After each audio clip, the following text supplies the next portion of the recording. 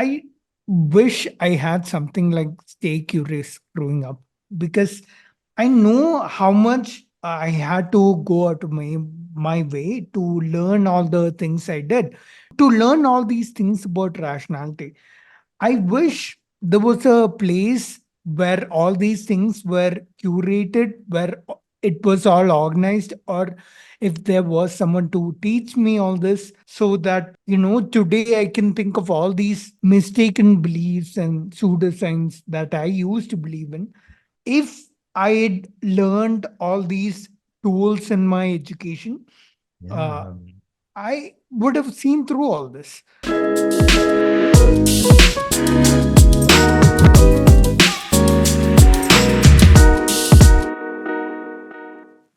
So today I have Pranav Radhakrishnan, who is become a bit synonymous with, like, along with folks like Liverdoc, about like fighting the fight for critical thinking, rationality, scientific literacy on YouTube. And I don't know if all of you, many of you may not know this, but Pranav and I used to create physics content back together in the day. Some of the videos that you all watched me, just behind the camera, Pranav was there and figuring out stuff that we can do, and sometimes in front as well, just like many years ago. So happy to talk to you, Pranav. Yeah. Yes, likewise, Anand. One thing Anand didn't mention is that Anand used to be my boss. We didn't. Uh, so I used to, but yes, we used to interact a lot. But it was a very short period for which we were working together. But I think in that short time, we figured out that we think our thought process is kind of similar, and yeah, we've been friends since then. So Yeah, and I was really happy when you said you're going to do YouTube, and for this reason in particular. In fact, I remember one of the things that brought us to talk more was this emphasis, or sort of yeah. a little bit of frustration with Hmm. lack of importance towards rationality, or just being able to think through things like Yep. slowly, like Danny Kahneman would follow. Mm-hmm. And I think the world has changed now, though. We used to talk about this in 2016. Uh, Weirdly, it looks like it's a bigger problem now. Is it a bigger problem now? Is that what inspired you to start your YouTube channel? Like, what got you started to do this? Yeah. Uh, so what got me started, and is it a big problem now? Those are two separate questions, Yeah. because uh, yes, it is a big problem now. I think with the access to the internet that has grown so much, mainly because of Geo and whatnot, people are just making really stupid pieces of content, again, for lack of a better word. Those audiences tend to believe everything they hear, and it's up to someone who knows the actual facts regarding what was being said to clear up the misconceptions. And I I'm so happy to have a lot more people to help me in this fight or to fight alongside me. But yeah, that is a fight that I think is worth fighting. If you look at Instagram or YouTube or any social media, the amount of irrational misinformation is so much more in comparison with rational content. So I think it's a worthwhile fight to fight. Are some of us doomed to be more irrational than others?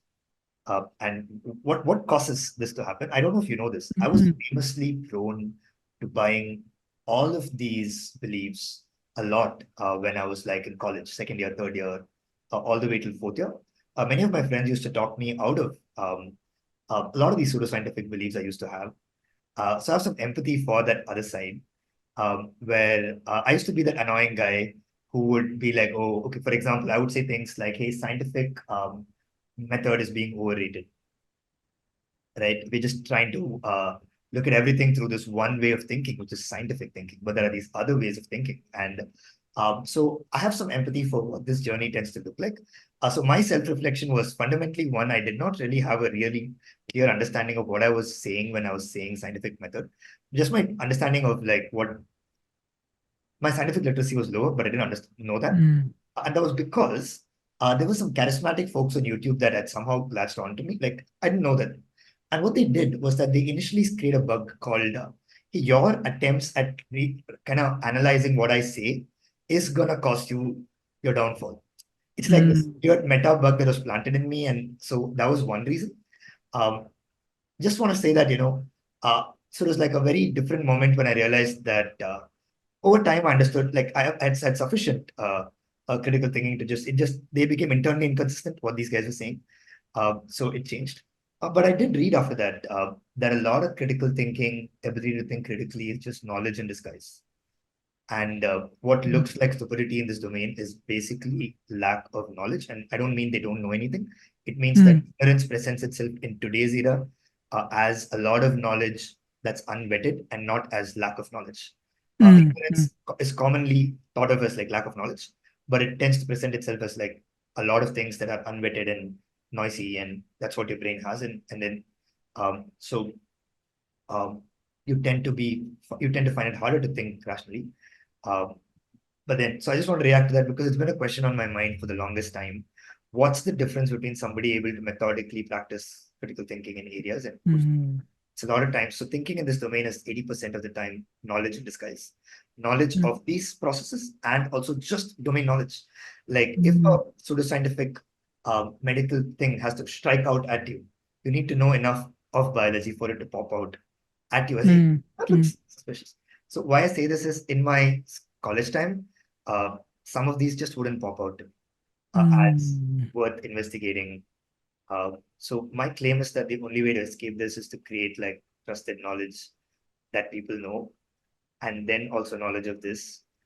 Yeah. So did you start caring about, say, teaching critical thinking and increasing rationality and scientific literacy mainly because you saw that a lot of people were not practicing? Like you could see that it was a big enough problem, and like you said, that's what yeah got you into.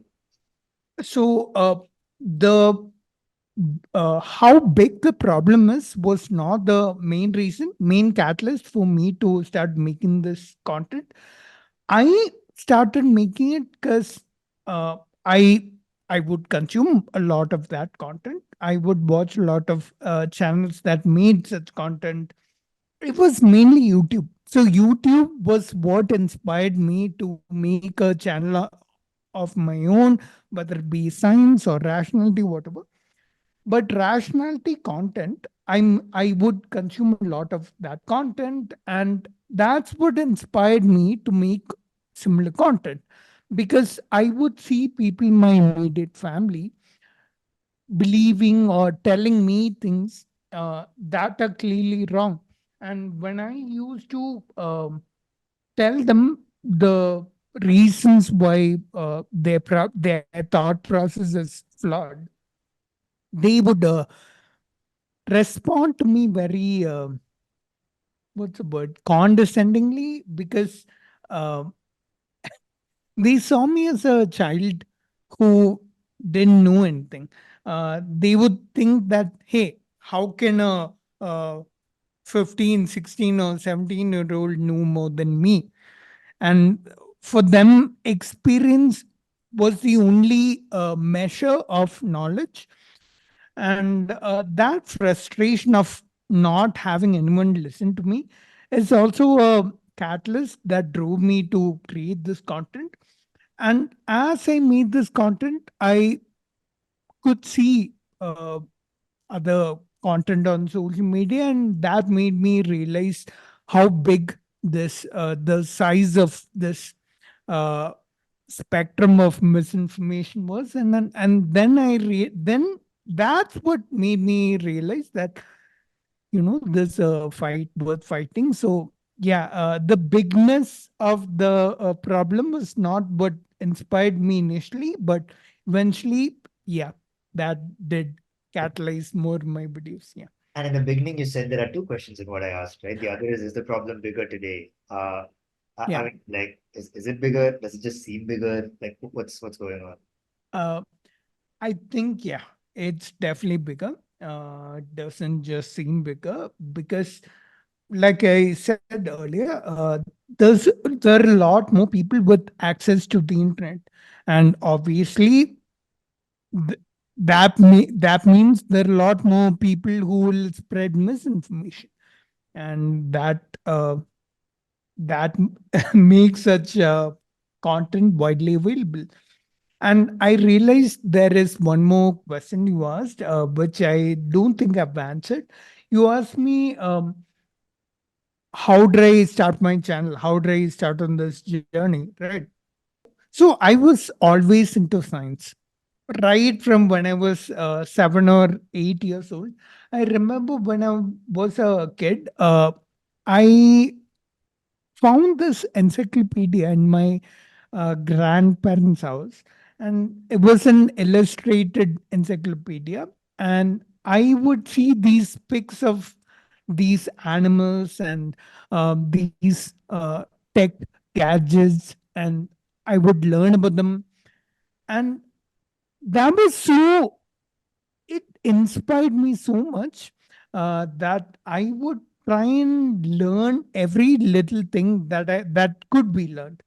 And whenever I found access to information, I would just find myself sitting and learning. And this somehow translated into academics for me.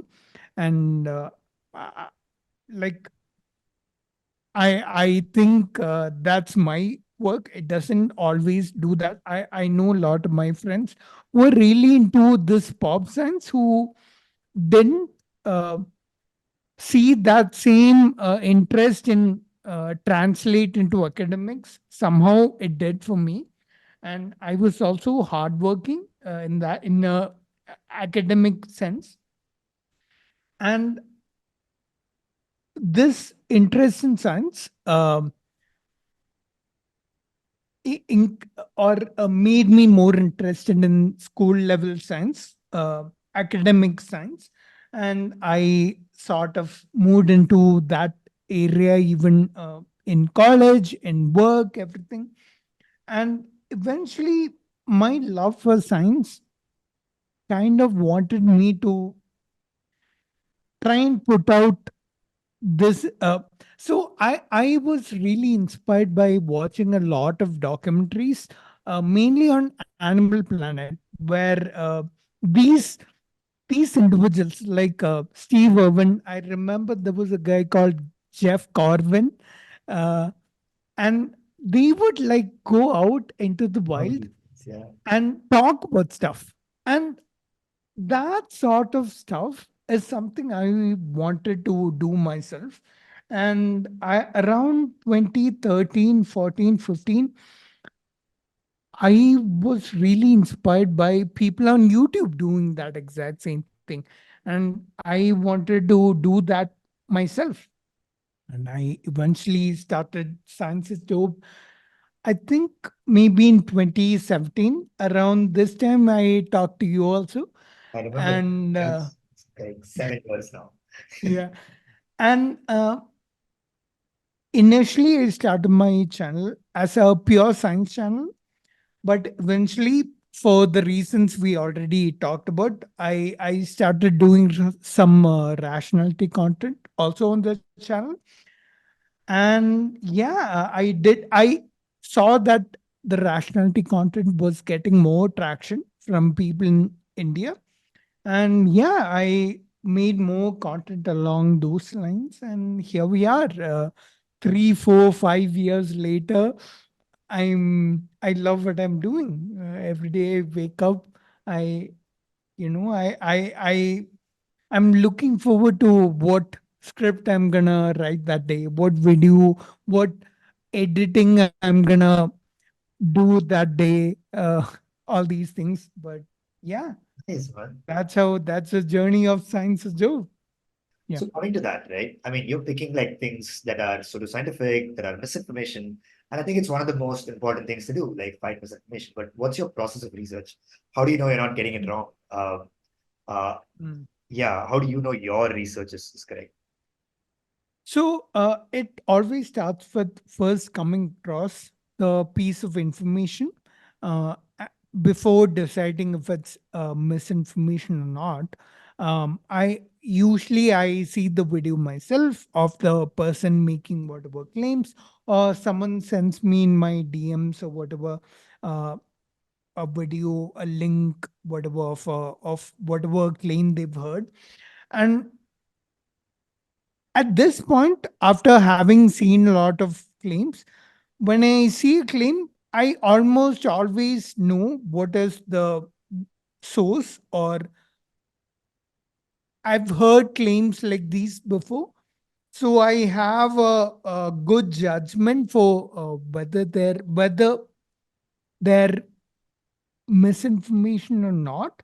But assuming I've never heard something before, I'll first Google it.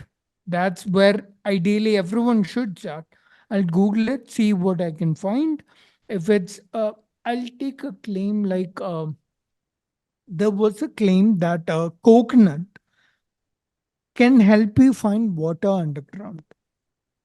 So the coconut, if I you watched walk this with a short of yours. Did you make a short video on this? I no, think I made a long video on this. I think I watched it. Yeah, yeah, yeah. Maybe Yeah. I only watched it for a minute, dude. I'm sorry, but yeah, I watched it. Yeah. So if you walk with a coconut on your palm, the coconut apparently will go from a lying down position to a standing position, and that indicates that there's water where you're standing. And superficially, you might think, hey, there might be some truth to this notion. After all, I've seen people do it. I've uh, I've seen people finding water this way. And when I hear a claim like that, I go into what have other people said on this. Are there uh, are there voices against this claim, talking against this claim? What are they saying? What sounds reasonable? I look at all this. I look at what research is there. I look at if the research was designed well in a way that their conclusions are reliable. Like, for example, if it's some medical claim, if it's something that claims some medicine that claims to cure some cancer, whatever, I look at how they came to that conclusion. I look at what kind of research supports that claim. I look at what are the things like sample size, things like uh, control group, things like uh, there are factors that you look at to see Independent whether studies. a piece of research is designed well. Yeah. I look at all that. I look at whether, considering that the conclusions of the research are reliable, then so the claim might be of a nature where I can just see the voices Mhm. for or against, and use my own judgment to look at who's making more sense, and what basis they have for saying what they say. Or if it's some study based claim, like the cancer claim I talked about, I look at the actual studies, and I at the end I make a conclusion, and I write a script through which I can put everything I've learned in a form that's easy to consume. And I provide all my sources in my description, and that's my process. How long? Like research would be what percentage of like the overall effort? So it depends on what sort of claim it is. It might be something like 1 week to 3 weeks, a month, maybe even more than that. And that's just for research. Uh, if I decide, okay, I have to go travel somewhere, talk to someone to learn more about this, that might take more to produce such a video, but on average, I'd say 1 to 2 weeks. of research alone to get your No, for producing the video. So at this point, a lot of claims that I hear are things that I've seen to some capacity at some point. So such things generally take me less time. But if it's a more complex claim, if it involves going through a lot of research, that will take more time. On average, from hearing the claim to uploading a video might take me on average 2 weeks. Mr. And one of the two things you mentioned, right? One, you see just a basic Google search on what sources are saying it, and the other is Mm, like there are studies, like kind mm, of looking at the nature of that design of mm, that study. Is mm. it like done well? Um, do you think that teaching that itself would be valuable? Like, how do you look at a source and see whether it's a trusted source or like a biased source? That's like one Mm, place to start. And second is like, mm, is a study being quoted? Is that mm, study mm. being done? How difficult is that to learn? Um, it's not very difficult at all. So if so, let's say something some cold drink industry makes a study or finances a study that concludes that cool drinks are healthy. Any 5-year old or 8-year old can recognize that that's biased. Obviously, they have an incentive in showing that their drinks are healthy, and so that's biased. So teaching how biases work and how to look for bias can be learned by anyone. That's what I would say. And so I, w- yeah, I think teaching how biases can happen can be a good way to start, but maybe biases in studies may not be the best thing. I think looking at bias without studies. So let's say, suppose I have, what's a good example for bias? In a Uh, study or in a piece I of don't want information? to say racism or sexism, Yeah. but I mean, a pharmaceutical company publishing a thing about the efficacy of their own product. Uh, like if they make a claim, is that yeah, technically bias? I don't want to take that example also because usually studies are involved. So When a pharmaceutical company says that, let's say I have an example. Let's say I don't like people from one state. Let's say Kerala, that's my state. Let's say I don't like people from Kerala, and so that's a bias I have. So let's say if I'm in charge of hiring for a company, I'll be selective in my hiring process. I won't. I look at the resume. I'll see that they're from this state, so I won't hire them. I'll so if you look at, you can simply look at the statistics or what state people are getting hired from, or if you look at all the, let me say that again. yeah. Um, if you simply look at where the employees are coming from in a company, you can immediately see this bias. So, taking an example like that to show someone what a bias is can work better. And Hmm. then using that idea to teach them about the example you took of a pharmaceutical Pharmaceutical. company. So, I think another thing that children should learn very early on is questioning whether they get assumptions, all the assumptions they have. Because, see, even in my research process, I just told you how I first look for other voices talking against this claim. And Yeah. I look at both sides and see what makes sense. And of course, I go by the rubric that Carl Sagan gave us. It's right there behind me. Extraordinary claims require extraordinary evidence.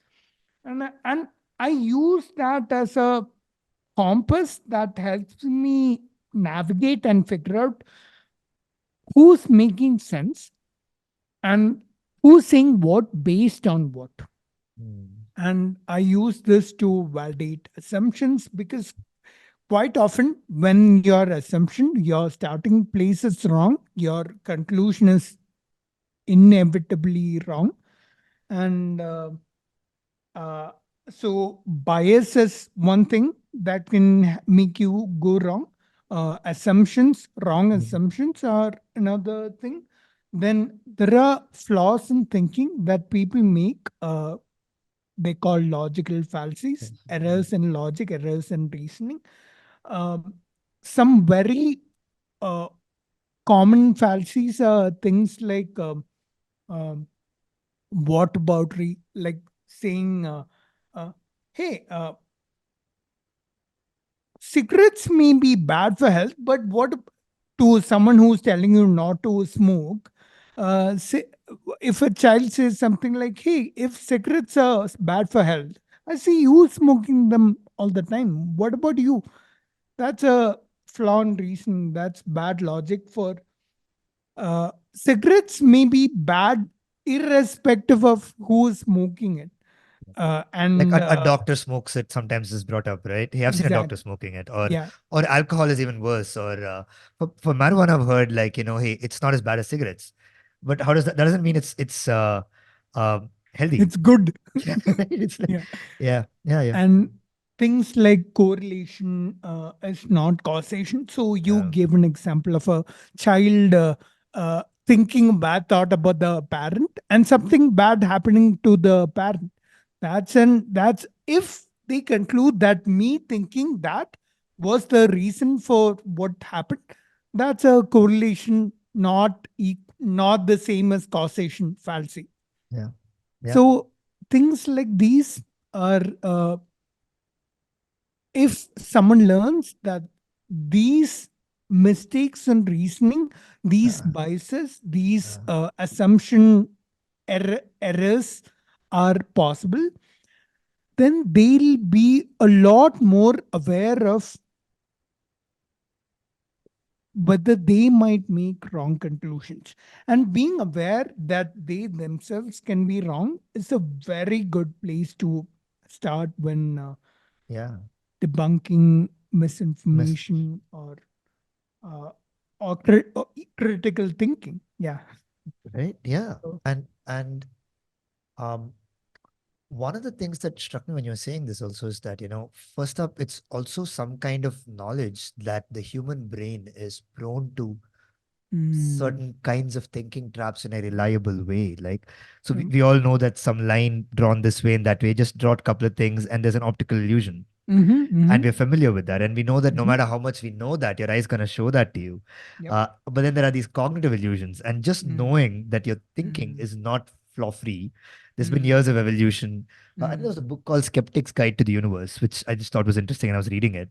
I don't know if you've read it. I wanna read it. I I don't haven't. know how I ran into it, but I really liked where he started was that, hey, rule the first thing you need to know to become a skeptic is to understand that your brain that you use to process information has ways in which it gets things wrong. And I Mm, thought it was a foundational piece of knowledge that sets the mm, stage for everything else, right? yep. Like, why Yep. should I distrust my initial gut about something? Why Mm, should I? And I know Thinking Fast and Slow, Danny Kahneman's work, yep. Yep. all of that has set the stage for this. So when you were saying it, right, like I realized that, why bother questioning these logical fallacies? Why bother questioning my assumptions? If we're able to kind of humbly accept that this device that has evolved over like millions of years is like um, has its limitations, Mm, then we tend to have a more humble outlook towards like knowing things. Also, another thing that because you said it right, there are these set of things like logical fallacies, assumptions. But it's not a very long list, and I don't think it takes like a really long time to like kind of get the it basic doesn't. toolkits of it. I kind of have an analogy that came to my mind when you said it. Like we all have like a toolkit at home with a screwdriver, with a spanner, with a few things, and maybe in some people's houses, if shit goes wrong, then they just like go and I don't know bang on the pipe or something, and somebody else can just take this out and just use the right tool for the right occasion and get it done. It's like having a rationality toolkit. I'm actually borrowing that from Steven Pinker. He wrote a book called Rationality last Yep, year or I've something. read it. Yeah. Read that? Yeah. I'm surprised it wasn't as big a hit as Thinking Fast and Slow. Maybe the time Mm. for rationality will come. I don't know. But he advocates for something very strong. I want to know if you agree with it. He advocates, so if you look at education history, right, there's this guy called Horace Mann. Okay. It's a weird name. He's the father of the current education model. And the dude was, this was early 1820 odd. Okay. So it was built, this current system was built on this idea that reading, writing, and arithmetic, the three R's, are all of our systems kind of built around that. Uh, we'll come to whether that's still relevant, etc. later. But Steven Pinker argues that rationality being treated as the fourth R. All of this leads to the question, how can we become more rational?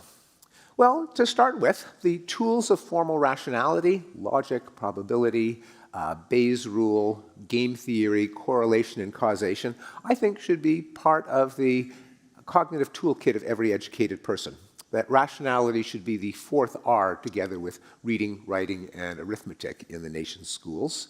So basically, is elevating it. Mm. Not like, hey, there are these 17 skills of which should teach rationality. He's like, hey, reading, writing, arithmetic, and rationality, the toolkits of rationality. His was like, I'll just try to recollect, like basic Bayesian probability. Like, do you understand how Bayesian priors need to affect it? Because I'll tell you why it struck me.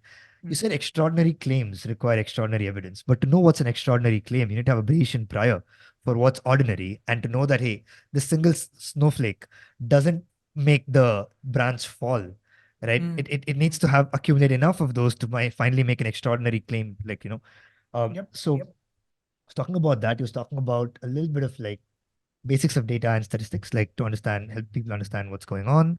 Um, it wasn't a very large list, but one of the things we're doing is just include that in the curriculum. I'm yet to see how well it's gonna land and children are gonna be able to implement it, because my suspicion is it's gonna take as long as it takes us to teach arithmetic, for example, right? It takes like years. Just take a short critical thinking course. Steven Pinker says that's not going to be enough. But do you think it's even possible to teach this to children? Or are there like, in your experience, is it like there's a particular age where it can be taught and there are some people who are like, after that age, they can't be taught, like they're too rigid? Is that something you feel? To be honest, I don't know because I see people in my family, the older generation, who are very uh, hard set, like their beliefs are written in stone. And even when they see me, I've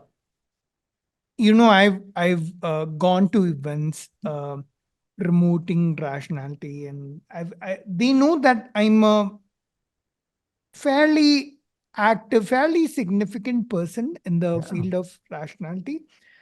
And they hear my points, they hear my reasoning, they watch my videos, and they still hold on to their beliefs, which in my opinion are a bit irrational. And on the one hand, I see people like those, and I've also seen, and this is secondhand things I've heard from people telling me about how they were able to convince their parents or whoever of what were beliefs, let's say on some alternative medicine, how that can be harmful, not just useless, but harmful often. And they were able to convince that. And so I hear things like that, and I see things like this. And I'm kind of undecided whether there is a certain age beyond which you can't learn this. I'd like to think that any age can be Probably. taught tools of critical thinking. But the one thing for sure is below a certain age, anyone can be taught this. Yeah. Um, before your 20s, 30s, maybe literally anyone can be taught all this. And that's also an age where they really need it, because that's an age where they're so impressionable that they tend to uh, be indoctrinated into beliefs. Uh, and that foundation of assumptions, which later they're never gonna question, these assumptions will always lead them to bad conclusions in their entire life. And yeah, I think rather than thinking about that question of is there an age Yeah. beyond which that can't be done, I think we should focus more on teaching younger people the skill of That's critical right. thinking. Yeah, yeah. I hear you totally, man. Like, yeah, I suspect younger folks are hopefully more open, maybe because they don't have strong beliefs yet that deeply Mm, disturb them. So some mm, psychological research that shows that if I question a weak belief of yours and make you change it, you call me interesting. If I question a strong belief of yours and make you question it, you call me an asshole. And I wouldn't know which of these two I'm doing until I touch it. And a writer's challenge is to subvert weak beliefs. I think, mm. in fact, the definition of interesting is, can you subvert my weak beliefs often enough? That's it. Hey, you just call a Okay, person interesting if you can just subvert a weak belief often enough. that's Just don't interesting. touch my strong ones. It's almost like this unwritten rule that society operates on. And then we kind of Mm, cohortize around people who keep subverting our weak beliefs. Like, hey, touch me on all the places that I don't care deeply about. And then, but don't touch and then it's so weird in some ways because one of the things that a lot of the academics in the US are like angry about is that this surface area of what counts as a strong belief seems to be at least increasing exponentially. Like there are, uh, it's all of these things you're supposed to believe strongly. Their mm, identity is attached to all of them. Like, and Paul Graham writes, like, if your identity is small, maybe children's identities are just like by virtue of how long they've had to form strong beliefs smaller. mm, So the amount of surface area you have to punch them where it hurts mm, is maybe smaller. There's some mm. evidence though that if you subvert a strong belief though, their belief might get stronger than before. I don't know how verified it is. It's called the backlash effect. I've never really triple checked how real this is, but so it's this constant challenge of like primacy of, and I see that's why there's maybe this lot of uh, kind of emphasis on getting in early, right? And I don't know. In Mm. fact, my experience with this was that I kind of assume that people who go to an IIT or all of these institutes, maybe even our institutes, NITs and stuff like that, or show signs of intelligence in various ways, right? You can show intelligence in various ways. Um, would also be rational until I Mm. learned that they're like two different axes. I don't know what you think about it. They're like Wait, almost two think independent about what? axes. Think Like about these what? really smart people who Okay. have displayed intelligence in the traditional sense, like let's say measured by an IQ score, would also be rational. And my experience in life disagreed with it. I was very surprised by it until I started reading. Of course, Danny Kahneman calls it out in Thinking Fast and Slow that they're almost independent axes to be intelligent and to be rational. Mm. Maybe it's a callback to our initial point. Are they really stupid? No, a lot of them are super smart. Have you seen it? Like these folks from IITs, medical colleges, scientists in many cases. Like, why do you think this is happening? Wouldn't being so educated and so smart make you less prone to stuff? Like, I'll just give you an example. A lot of them might believe in very pseudoscientific practices. They might send their children to like, I don't know, classes or things that are just patently not proven. Lots of examples of being not so rational in their Mm. thinking. So, Mm. have you encountered this, and why do you think it's happening? Yeah, of course I've encountered this. I see this all the time. I have a subreddit on which people post how this item is saying this, and I see that. And why it's happening, I kind of touched on that earlier in our conversation. How I think in India, especially 2 or 3 decades ago, we were focused as a society more on uh, optimizing for wealth than optimizing for knowledge. And at some point, a lot of people taking up science um, did it for the end goal. And uh, we ended up having a lot of people who would answer the questions, the important questions of why are we here, what are we doing, uh, or even things like, hey, should I be eating this packaged food, things like that, with beliefs that they held, rather than use the science they're trained in to answer those questions.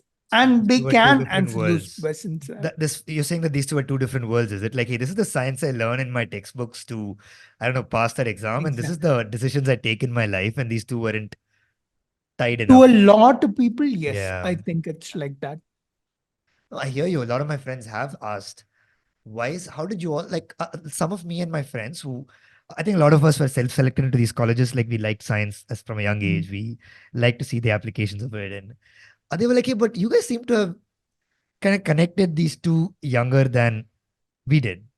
I wonder why. Like maybe some of us were lucky to maybe do that. But I hear you. A lot of my friends have said they went to college and realized, oh, science was about the real world. Fuck. Like, it was a bit of a moment of revelation for them. But I always assumed science was about the real world. I thought every single, yeah, it was something that I didn't understand that part, how it happened. Maybe they were taught really badly. Um, Mm. in I systems that are bad. was fortunate enough to have a few good teachers Yeah. uh, at some crucial ages. So I remember there was a good science teacher in my seventh and whatever. So you get my point. Yeah. I think that in combination with my seeking out knowledge in that encyclopedia, and maybe even some TV shows on Discovery or Nat Geo or whatever. Maybe a combination of all that made me realize, okay, hey, this thing I'm learning in school is the same thing they're talking about on TV. Yeah. And that kind of made me more interested. And that also helped me academically. Yeah. But I think that helped me in this realization, or made me more inclined towards To, science, yeah. and made me rational also in that sense, because I think being more interested or being more exposed to science at that point uh, made me more easily able to tell whether a claim is extraordinary or not. Or not. Yeah. And yeah. If you have a recommendation for how did you teach rationality, if you could teach it to a young person, like what would be exciting for you to see? So I think the answer to that question is consume more content on rationality. And content today, most content, when I say content, people usually associate it with social media content. But content can be just your textbooks, Yeah. just some books on rationality, or because ultimately what you need is information. You talked about how knowledge is what is lacking. Knowledge of what aspects of critical thinking you may be lacking is what people need. I think to get that, you need to consume content. That can be books, videos, even podcasts, or whatever source you have. I think video and social media are the most popular forms now. And I know that I became more rational by consuming content, video content on rationality mainly. So, my recommendation would be gradually, if you get into a habit of consuming a lot of content on rationality, rational content, whatever, you will end up becoming, if you have an inclination to consume that content, you will gradually, inevitably become more rational.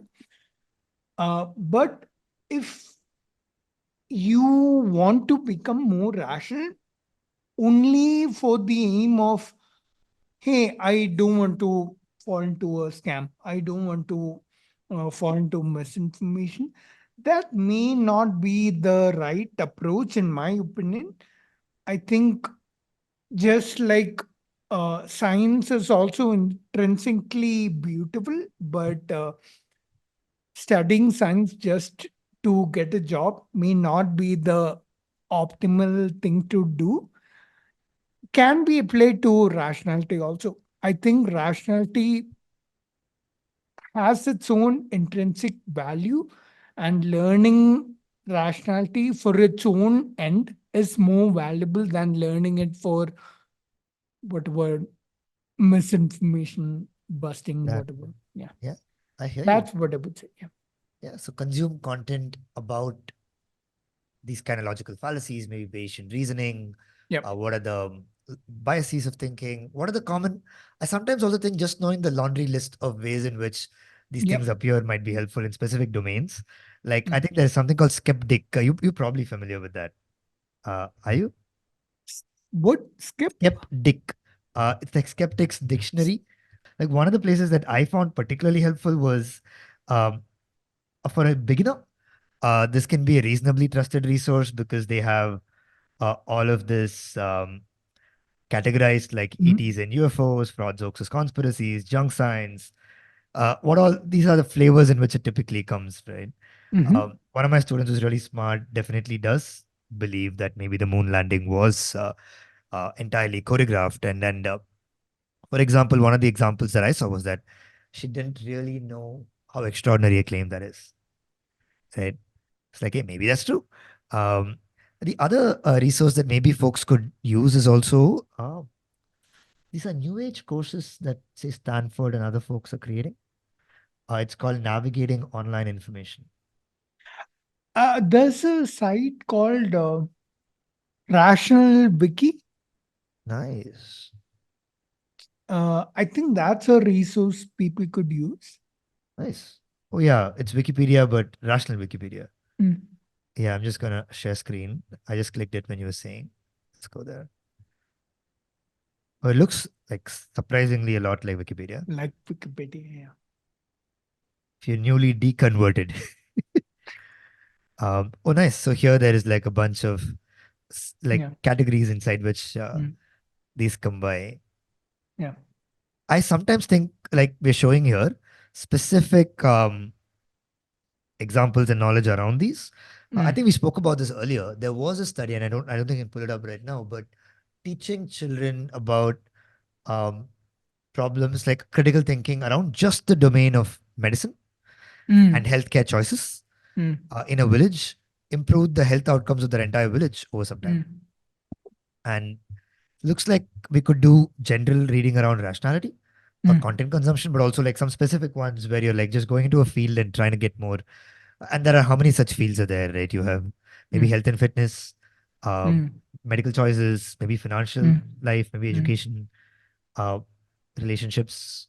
Like Mm. anywhere where there's a scam, which is get rich quick, get fit quick, get Mm. relationships quick, or get a degree quick, like whatever. You can just track backwards. So there's some 5, 6, maybe in those areas they can discover the common. One of the approaches I'm trying to take is a very concrete approach like that in Stay Curious. Like I'm just trying to like teach these principles, but also teach the core content across these domains Mm. of because there's some evidence that I see from cognitive science that transfer is hard. Teach it in the context, and then they would like learn it better rather than just like teach it in the abstract and hope they transfer it. Yeah, dude. Now, when you spoke about teaching children all these things, I wish I had something like Stay Curious growing up, because I know how much I had to go out of my way to learn all the things I did, to to learn all these things about rationality. I wish there was a place where all these things were curated, where it was all organized, or if there was someone to teach me all this, so that today I can think of all these mistaken beliefs and pseudoscience that I used to believe in. But if I had learned all these tools in my education, Yeah. uh, I would have seen through all this. So earlier, right? Yeah. Yeah, man. I relate to that. In some ways, even I feel that way. And this is despite both of us being pretty interested in physics and science and being curious and motivated. And Yeah. we Yeah. cracked the curiosity part Mm. reasonably well. I think we had access to like uh, content around that. But I did feel like I discovered this later than I should have, and I could have done a lot better if this was like just part of the curriculum. So my advisor, he's Brian Johnsrud. He's a Stanford prof, ex-Stanford prof, super Yeah. interesting guy. Why I bring him up is that he specializes, at least back then, in humanities education. And the place where this is taught, when taught well, when he teaches it in like really premium institutions, the place where critical thinking is taught well is through humanities over there. And I was actually going to bring up this problem that while we learnt our science and Mm. physics and all of that well, uh, in a good curriculum, a lot of times humanities lends itself to being. So they apparently used to teach horizontal reading. It's a technique to open up multiple sources when you're thinking about something critically. But say in science, we take a textbook, we have already an unstated assumption that the textbook is correct, right? And then we focus on understanding the textbook really well. So not often do we question, hey, maybe this textbook has some biases because that's not the context that we are at. We really understand physics deeply. Mm. So I think that there's a missed opportunity, probably in many parts of yours as well. But here, I don't even think we interpret humanities in that manner, right? Where it's a tool to teach uh, how to think more critically, how to evaluate sources better, how to contextualize information from the time it came in, what might have the people been thinking there. Like you develop some sort of exercise in empathy, but also in critical thinking when you do that. So why I say that is that maybe something like Stay Curious should do this as explicitly as we are doing. But in conjunction, we could also have the traditional system while we are at it to relook the way we interpret history and things we're teaching there is not as facts. And like, I don't know, did you know this? Like, I didn't know till he told me that, hey, primarily we teach critical thinking through our humanities. I always associate critical thinking more with science and Yeah. Me yeah, too. did not make Mm. that association. And I think it's a bit of a lost opportunity to allow. I do feel it's a lost. So many hours who do go in teaching it. Might as well uh, use it as a chance to like do this. We are trying to do this at Stay Curious. We're trying to like combine those areas and along with Mm. the science as well. But I just think that what we're talking about can be done by schools. Like if a teacher's watching this, you should just go do it in like there are resources available. Stanford has it. Like you can just take some of those lesson plans and then like start practicing those things in a class. Mm. It's not going to be immediately solvable because there are 30 people in the class and there are so many other issues, but it's better than what they'll do today. It might be like 10%, 20% better to like What pick a kind set of of books. books would your dad give you? Yeah, actually, my dad was pretty good in this intent. I think he got 50% of the books right. 50% of them reflected um, what I would consider today as like maybe not the best. I wouldn't give some of those. I'll give you an example. A Brief History of Time was one of the books Mm. he Mm. gave. But today, would I include this in my list? I probably won't. Surprising, right? Like I wouldn't. Yeah, but if it's Feynman, Yuval, Dawkins, some of these folks, Danny Kahneman, plus I think there could be many more authors. There could be a lot of work done in India. All of that could be a good mix. But yeah, I think somewhere creating like a curated place where either it's multimedia, like the Darling Kindersley DK CD that I had. There's a version of that for the current children that personally I feel is a lot more exciting. I'll tell you why. Um, in DK CD, I could never ask it questions. Okay. Mm. Um, One of the things I don't know, we didn't speak about it, but what we built was, I was really excited by this. Like, I think of certain aspects of learning can be 2.0 in this new world.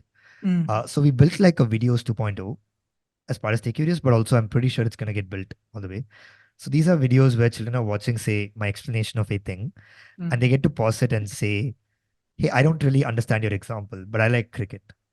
Or I don't get your example. I'm from, I don't know, Dubai. Uh, and then the video, we just use GPT-4 to do this, but you have to do a lot of prompts to get it right. The video just adapts in my own voice, starts saying, okay, cool. Why don't you then? I'll give you a different example. And we tested this out so many times, and so many times I felt the example it gave was better than what struck me in the moment to give if a child had actually asked me that. So I had to prompt it to say, hey, you are an empathetic tutor. I tried to give all the books I've read as it's part of the prompt, all the traits that I wanted to hold, ideally, while I'm in that empathetic tutoring state. Not, I had to give it a lot of commands like, don't give away the answer, give a hint. But so you do all of that work and iterate for a while. That was a dream, like where basically I've shown this demo to folks, and it's like you just pause it and say, you can even say, I don't understand anything, say it differently. And then it just like comes up with this other thing, and it sounds surprisingly like it sometimes gets it wrong, but it sounds surprisingly like a ideal version of me. Like what I would have ideally liked to do, but a lot of times I'm not able to manage. Surprisingly good. Uh, I like Which tool is this? we currently use GPT-4, like OpenAI's GPT-4, but it's getting built. Things are getting built so fast that we might upgrade to something that's even better. Uh, Either GPT-5 or some other company that builds something. But the idea really is that learning has changed in a way that we would have jealousy more than nostalgia, in my opinion, very soon. If taught well, the kind of experiences. So one of the experiences we built is that you can go talk to Aristotle, and you can build a bot of Aristotle, right? You can like it's read all of the internet. It's part of one of the YouTube videos, Ram, and I posted. I'm It already comes in jealous. 15th minute or so. So I truly dream, dude. I truly dream that a lot of smart people get into creating better learning experience. It's an amazing time to do it. I personally think that we should not pay attention to the blip that the current timelines of edtech or education is seeing right now. And I find it really funny that we wax eloquent about the amazing times before the pandemic when the offline learning in schools were so beautiful. Like, dude, this is a classic case of bias, right? Like, hey, the pandemic's online learning was so bad that suddenly when like I don't remember the times when schools were so practical and up to date in their curriculum. I don't remember the teachers being so exciting and inspiring and passionate about their like, do you remember those times? Like when we studied? Uh, I sorry, Aaron.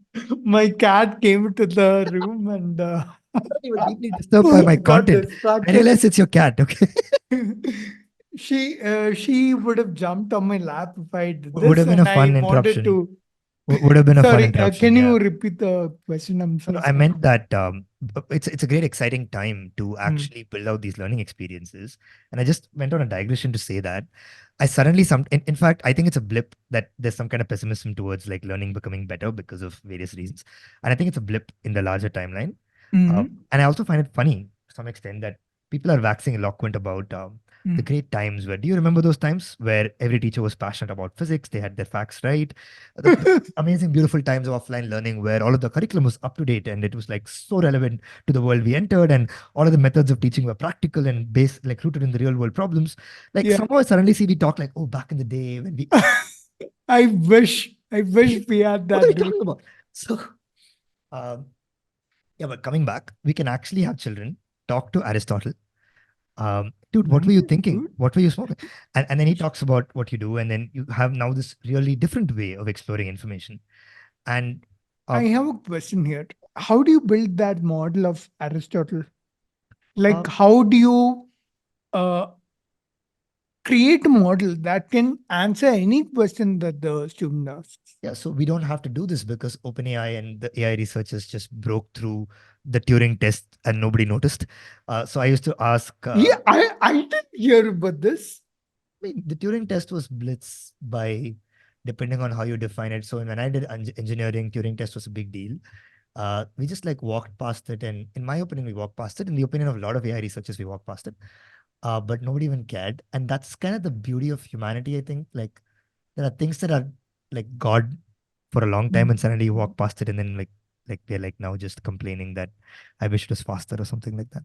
So somebody did the work of building a more general purpose intelligence. I'm just using it. I'm like such an end level user of it, right? I'm a domain user of it rather than any, um, you know, any deep research, right? So you can just take any of these general purpose models that are built, GPT-4 or any of them, but there is some work to do on top of it to customize it to like, first of all, not speak in a way that's inappropriate to a child. Then also to customize it to tell it what use case you're going for. But like GPT-4 is surprisingly good at understanding your intent of what you want it to be. Hey, you are a empathetic tutor is going to play the role of it. You can like write prompts of that kind, and then just start conversing with it. Like so, in that sense, we're not doing much deep work. It's like writing your intent very clearly and then testing with enough cases to make the tweaks. It's a bit more of an engineering task. But imagine this, right? Uh, these are kind of like under wraps, but it's fun to talk about. I would like children to learn about. So the other kind of experience we build are these metaverse experiences, we call them. Okay, just like 3D environments where children just go and immersively walk around. And Using what's that we game? use Roblox. We use Unity internally, but Roblox we use to like test them out. Unity is the platform we use for it. But I'll just give you like a picture of it, just to like. I mean, I think it's inspiring. Um, like you run around Mars and you do all that, right? As a person with your friends. But imagine that you understand Indian culture by just entering an environment that is kind of built looking similar to a town in 900 AD. And then you walk up to a citizen and then they will talk to you the way that citizen would have talked, and you just walk around and you have this chance to kind of organically meet people and learn. You could have never done this before. Like my DK CD, the Doddlink Industry CD, could have been so much more interactive. I could have asked them, "Hey, but do you like your ruler?" And then, but we can make sure that, all of those questions are baked in. You can ask these kind of questions and you can go have a chat with Feynman. You can have a chat with, I think there's a talk by Steve Jobs where he says that somewhere in the future, he hopes that Aristotle's intelligence would be captured like lightning in a bottle. And then future generation children can talk to him to learn. But the way he imagined it would be like some kind of literal capture. But we've done something in a weird way as good, right? Like you have a model of Aristotle that's surprisingly difficult to distinguish. Because I built my model in my videos. And I actually find it like surprisingly convincing. And there are these voice models that talk with your voice as well. So yeah. Just one question. So you build a model that's only active for that session, right? On ChatGPT? Good point. Memory is not yet solved by AI researchers fully, at least publicly. They're telling they're slowly introducing memory in like GPT-4, but no, it's per session. So you go So, talk to that so person what in do you, that session of learning. so how do you present it to kids? You just So, imagine that you've just learned Newton's law. Like there are learning experiences that you design for children. That's actually how learning works, not just lecturing at them, right? So what you do is one of the learning experiences you design for them is that there is this gate that Aristotle is guarding, like Gandalf. You go talk to that guy, and then he's gonna question you on all kinds of things about Newton's laws, and then he lets you say, "Thou shalt pass" after you finish this thing. That's kind of the way the experience is designed. So it's part of your understanding. It's one of the experiences, one of the stations you go to in your learning, in the way we have designed it, because it's a more structured kind of environment. so again, how do you present this to a child, to a customer? Like how are they seeing it? Yeah. Yeah, sure. Yeah, in our current model, they just went and ran around in a spacesuit, etc., and then they just go here and they're talking. So I still don't get it. How do you get that thing to answer Aristotle, like Aristotle? It just goes in the backend and talks to GPT-4. Like it's basically this voice is converted to text. That text is sent as if you're typing it into a chat GPT prompt. And then it gives a response that's converted to audio again and it's brought back here. Got it. Now I got it. Fuck, that's nice, nice. I've never thought of all these use cases of AI. Yeah, I think that one of the trivial ways to think about AI in education is to say there's an infinitely patient tutor. You can ask them whatever you want, therefore solve. Let's walk away.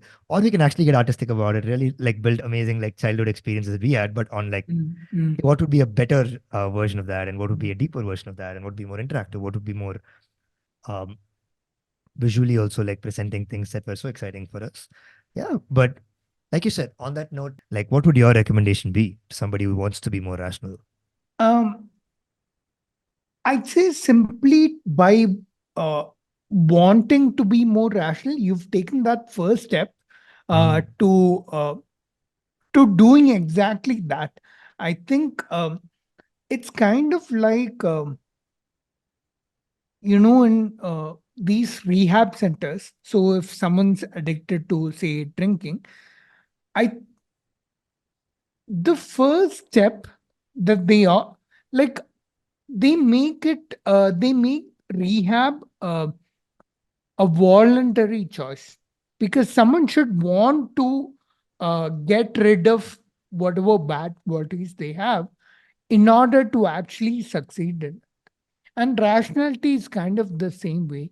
Wanting to be more rational is the first step in being more rational. Mhm. And after that point, I think if you just start consuming content, like I said, whether it's learning from school, like Stay Curious is doing, or if it's learning through social media or learning through reading books or, all these sources, because ultimately these are all sources of information, source of knowledge. And I think if you take that as a second step, you're well on your way to being more rational. Nice. So, yeah, I think that was super helpful, man. And thanks for doing this. I know that in a weird way, I felt like we had a deeper conversation than we've had in a very long time Yeah. using this podcast. And Yeah. I think that we've not really been able to connect as deeply as now. And I would love to do more like these. And I Yeah. think that it'll be really, I think parts of these, I can imagine being quite interesting and helpful to the people who watch. Maybe they'll let us know. Yeah. Yeah. For Awesome. sure. Yeah. Cool, Thank man. you, man. Yeah, For thank you for taking the time. This is super fun to talk, man. Seriously, like yeah. I mean it outside of the context of the podcast. Seriously, it was like super fun to I forgot that this is being recorded at many points of the day. Yeah, me Yeah. too. Me too. Yeah. Yeah. Awesome, man. And have a great one and good night. Yep. See Yeah. you. Bye bye.